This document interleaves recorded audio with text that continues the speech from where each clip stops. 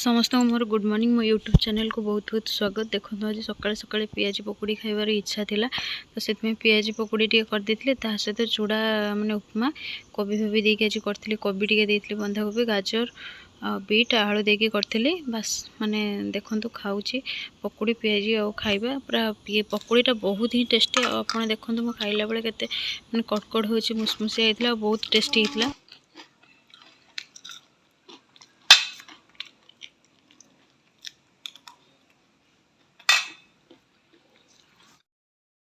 तापर लंच रे मोर थिला आज नॉर्मल किछि नथिला, माने हल्का फुल्का खाद्य, भात, आंब, काकुड़ी, बड़ी टिके चूरा थिला, डालमा थिला, पटल, कुंदुरी आउ टमाटर गोटे सिझा थिला।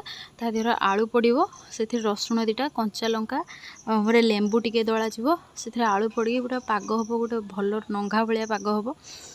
पाग पाई ताको सब सब फास्ट को दली नेली, दली नहीं सारी पानी टिके देली, पानी देके लेंबू चुपुड़ी, लेंबू, लुण आउ जीरा गुंड टिके, आलू दुईटा भी पकईदेली, बहलिया बहलिया हम।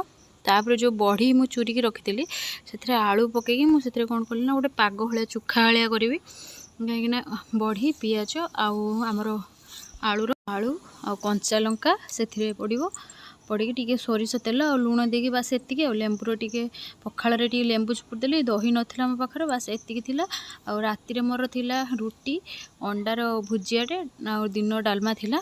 जदि आपण मानक मो वीडियो भल लगुच प्लीज़ लाइक करंतु, शेयर करंतु, सब्सक्राइब करंतु, कमेंट भी करंतु। मोर आज दिनर खाइबा एमती थिला।